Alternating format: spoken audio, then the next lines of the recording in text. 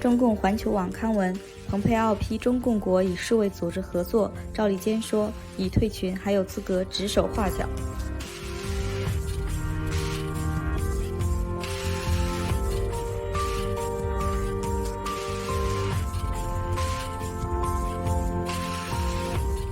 为了让更多的散户进场接盘当韭菜被收割，中共环球网刊文，中共国经济数据提升，情绪乐观。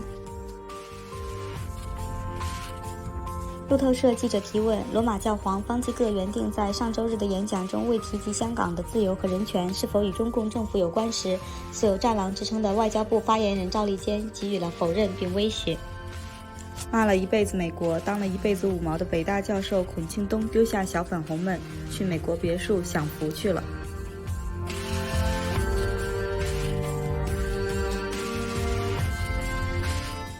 China will continue to support the work of the Special Representative and UNOWAS.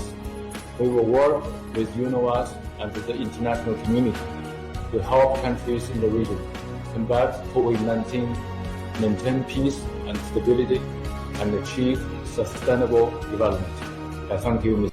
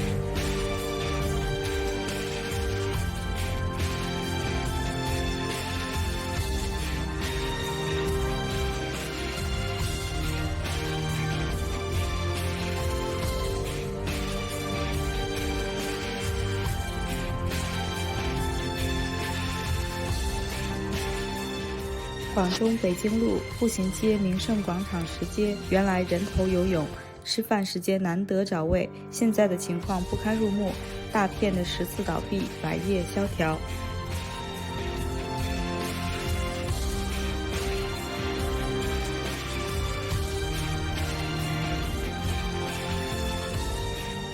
云南普洱自6月28日发现黄脊竹黄入侵，截止7月8日，短短10天时间，为波及的农林面积就已达10万余亩。环球网刊文称，目前的黄脊竹黄处于可控范围。环球时报什么时候说过人话真话呢？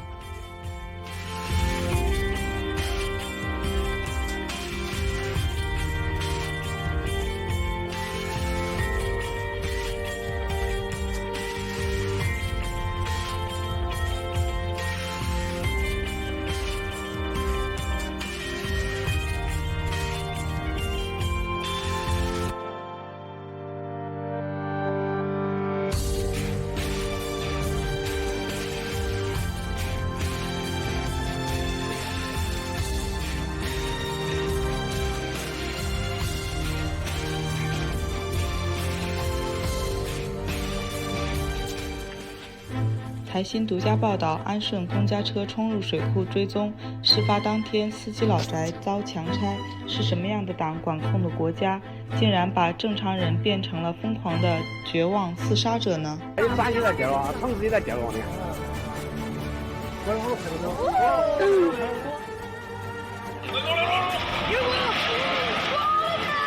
你晚上的黄泥坡都停到宽时了，房子些大平轨。晚，武汉市民张海告诉新唐人，武汉当局正在调查他和他的亲戚，还给他扣大帽子，令他感到愤怒。他表示，起诉隐瞒疫情的官员才是爱国的表现。很多警察在那边调查我，同时还有我的武汉亲戚，他们也打电话过去，说我站在什么国家与党的对立面，把我家的情况，我亲戚家的情况调查得清清楚楚。是吧？给我扣了这么大一个帽子，只是他们这种很卑鄙的手段，搞得我很气愤，我很愤怒。张海表示，被他状告的中共官员非但没有受到惩罚，还试图找出他的把柄迫害他，让他感到很寒心。他们调查我的目的就是想抹黑我，然后就是找我有没有什么把柄。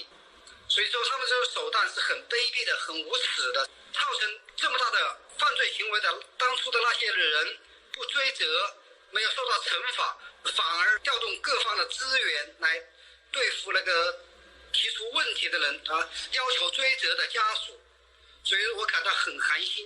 张海透露，武汉当局针对每一个死者家属的亲戚都做了调查，甚至还给亲戚的上级领导施加压力，行为特别恶劣。但张海表示绝不退却，一定会追责到底。他们对武汉广大的家属也是采取这样的方式，每个家属的亲戚全部调查，然后跟人家打电话施加压力，同时也找到人家单位去，也给人家领导施加压力。所以他们这种行为是感到特别恶劣的。我说过了，我不吃这一套，我一定要追责到底。我的父亲绝对不可能就这么无声无息的成了受害者，我态度是很坚决的。张海的父亲是一名退伍老兵，父子俩一直住在深圳。今年初，张海的父亲意外骨折，为报销医药费，他送父亲回武汉动手术，但父亲却不幸在医院感染中共病毒去世。6月10号，张海控告武汉当局隐瞒疫情。6月17号，武汉市中级法院口头通知他不予立案。新唐人记者常春、陈。我们接着关心香港爆发第3波中共肺炎疫情，而且呢有多宗个案的源头不明。香港民协副主席何启明就担忧了，疫情呢再度爆发的时间点跟港版国安法生效的时间接近。那么他怀疑病毒源头呢是大陆来香港的武警以及国安人员。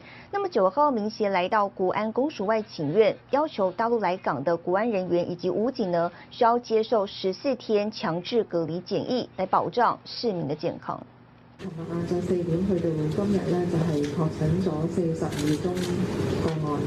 7月9號，香港新增42個中共肺炎確診病例，其中8例為移入病例，另34例為香港本土病例，累計病例達1365例，7人死亡。其他嗰啲個案咧，就係有34個係本地嘅個案啦，咁其中就係有23個咧，都係呢個我哋之前講嗰個港泰護老中心嘅個案嘅。在周4新增的本土病例當中，有23人都與港泰護老中心有關，另外還有多個病例與新發茶餐廳有關。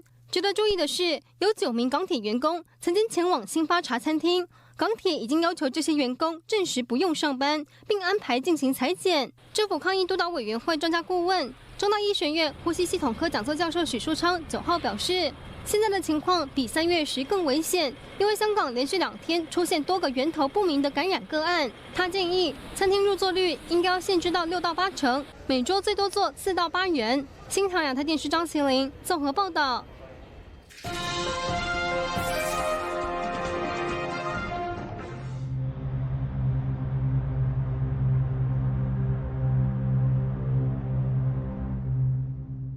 Since middle of May, our government start to put on the attack on me, like the cyber military attacking me from Twitter. At that time, I didn't expose my identity. I haven't been to the public.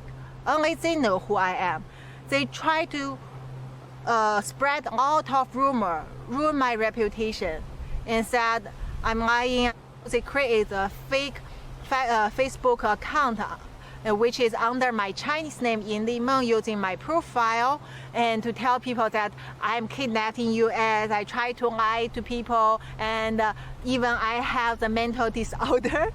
Also, the University of Hong Kong blocked my staff account and tried to delete my webpage from the University of Hong Kong website. All the things like this, I'm sure once this go to the public, there will be worse things come to attack me, full of lies.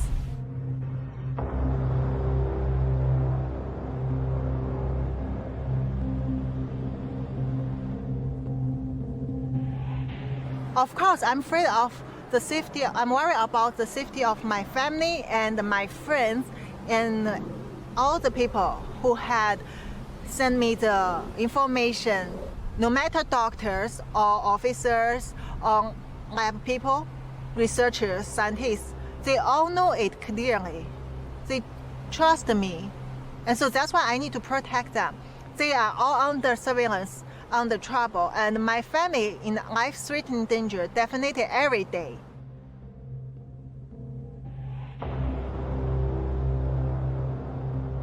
Social distance. 2 meters is better. 70% alcohol is very useful, clean your hand. And also wear the mask if you get close to people. Surgical mask. This is about global health. No political issues. I mean, this is all of us involved.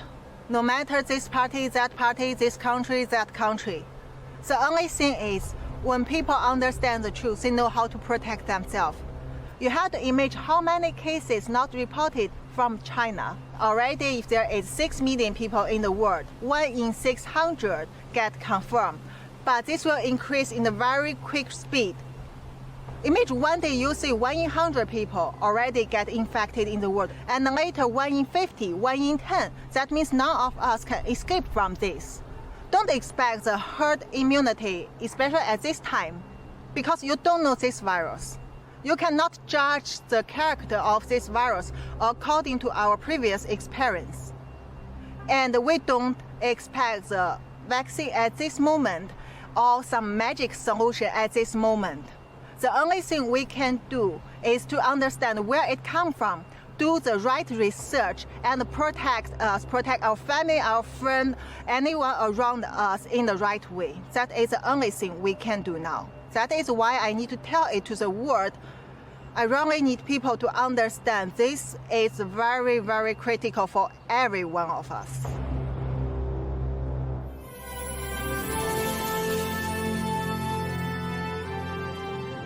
What's most important in your view right now in terms of what the president should be putting in this executive order today against China? Here's what we should expect from China, and here's what we need to recognize. Number one, the Chinese people are wonderful folks. I visited their country many times. They're wonderful people.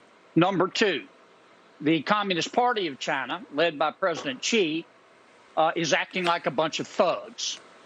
And the president needs to stop it. Number three, this is what we should ask for from China. We don't want a Cold War. We just want China to become a responsible stakeholder in stable world order. That means they've got to stop cheating, stop stealing countries' intellectual property, open up their markets, stop grabbing islands in the South China Sea, stop bullying Australia, and I could keep going. The problem, and some of it is America's fault. Let me explain why I'm saying that. For 25 years, the cultured, cosmopolitan, tuna tartare set, the experts told us, look, be patient with China. Free enterprise will change them. Don't stand firm. Give them what they want. Well, free enterprise didn't change China. China has tried to change free enterprise, and we have to stand up to them, not to try to dominate them, but to tell them to follow international rules. Now, Trump's doing that, and he's been the first president that I can remember who has done it. So is it just the U.S. versus China, or is this the world versus China and the Communist Party? As the president has been saying, stop investing in China, Xi Jinping is telling the country, we need a bull market in place. And as soon as he says it, immediately millions of Chinese start opening stock accounts. Look at the Shanghai Composite. It's up 14% in 2 weeks. Coincidence there that the U.S. is trying to stop the investment and Xi Jinping saying, no, keep it going. So we have this bull market going to attract foreign investors. Maria, you know how many other countries trust China? None. Zero. Nada. But they're scared. China is the second largest economy. China uses its economic heft to bully other countries, and many other regions of the world are scared to stand up to them. Now, there's some exceptions. Australia is standing up to them. India is standing up to them. Canada is standing up to them. We need to join with our allies, including but not limited to Europe, and say to China, look, you're going to play by the rule, or we're not going to do business The with you. Pope has chosen sides, and he has chosen sides after a lot of calculation. Guess whose side is the Pope on? China. The pontiff recently skipped a reference to Hong Kong in his Sunday address just so that Beijing is not offended. What does China have on Pope Francis? Question is a rather inappropriate one, but the Pope's politics does not leave us with much choice. Pope Francis edited Hong Kong from his Sunday address. The original transcript had a paragraph on the new security law and the Pope's concern for the city's religious freedom, but he chose to steer clear.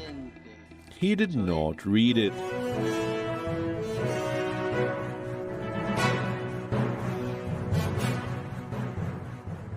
Yeah, so the big thing, and I talked about this earlier on the show, I talked about this last week as well, talking about this new national security service, essentially a secret police force that has been set up there in Hong Kong. Now, this new national security service, or NSS, they're directly reportable to Beijing. They do not follow Hong Kong law. They do not have any culpability under Hong Kong law. They're actually given immunity for Hong Kong laws. And we talked as well about the hardliner, this guy Zheng Yanxiong, who has been brought in. He was a guy who was cracking down on the villagers in the provinces, the people who were the farmers who were protesting over in mainland China. Huge development there where mainland agents, this new office, the NSS, has taken over a 33-story hotel right in the shopping and commercial district, Causeway Bay, right across from Hong Kong Island near Victoria Park. This was the Metro Park Hotel. They've taken over this entire thing. It's 33 stories, almost 300 rooms, this massive hotel, very well known. And they put, you can see the logo there, the insignia of the Communist Republic of China on top of the People's Republic of China on top of it. And so this is a huge sign that they're sending not only to the world, but also to the people of Hong Kong that they are there and they are now in control. This is absolutely a show of force that they're putting in. And another sort of wrinkle to all of this, that hotel, Metro Park Hotel, right down there in downtown Hong Kong in Kowloon Bay, this is right across the street from the actual park that the protesters used to use, prior to this law being signed. The park right across the street in the city center is where they would organize a lot of their marches, a lot of their protests. It's just across the street from Metro Park Hotel. And so this is a message directly to those protesters to, it's sort of a try it and see what happens kind of situation, that if you come, we are already here. We are taking your territory. So this is absolutely draconian that this is going on. It is definitely a show of force. This is the type of thing that we would come to expect from having a hardliner like Zheng Yanxiong be brought in and put in charge of this. I wouldn't be surprised if this was his own decision himself. We don't have, at this point, any information regarding the actual status of the owners of the hotel, whether or not it's been nationalized or what's going on with their company, or if they'll be compensated for this confiscation of their property. But of course, the fact that it is a hotel, this will also be helpful. Why? Because we know, as we said before, that China is going to be sending in their own intelligence agents and mainland Ministry of Public Safety, so the mainland security forces, into Hong Kong. They'll be able to station them there in that hotel as their base of operations for this new secret police in Hong Kong.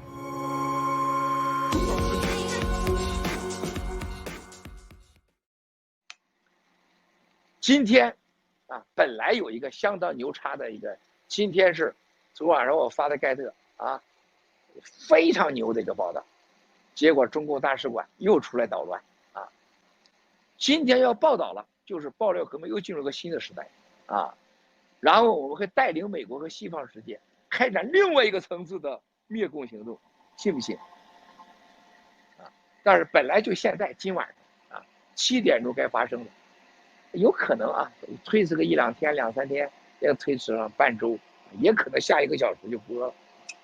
啊，走着看，还是你在美国买通华尔街，入谣言啊，这讲英文讲 rumor 去，你看现在讲英文讲多了，啊 ，rumor miles 过管用，还是说你想造谣班农管用？那 FBI 查不查班农，查不查郭文贵的，在美国一查都知道了，用的你个王八蛋造谣了，对不对啊？那么现在，亲爱的兄弟姐妹们啊，只要咱那个出来，那是带领全世界集体喊打，对共产党集体喊打，集体喊打，对共产党啊进行一种歼灭性的打击。你就照着谣儿咋的了？所以说，亲爱的兄弟姐妹们啊，今天晚上也可能明天，《华尔街日报》啊，新的造谣，郭文贵、班农，甚至还有凯尔巴斯啊，被 FBI 调查啊，共产党的新闻。但是我们的弹药，我们的杀伤力，那要比他强得多得多。我们说的是实话啊，你会看到这个媒体、国会、白宫、美国的所有的部门和欧洲的所有的政府跟着我们集体行动，集体行动。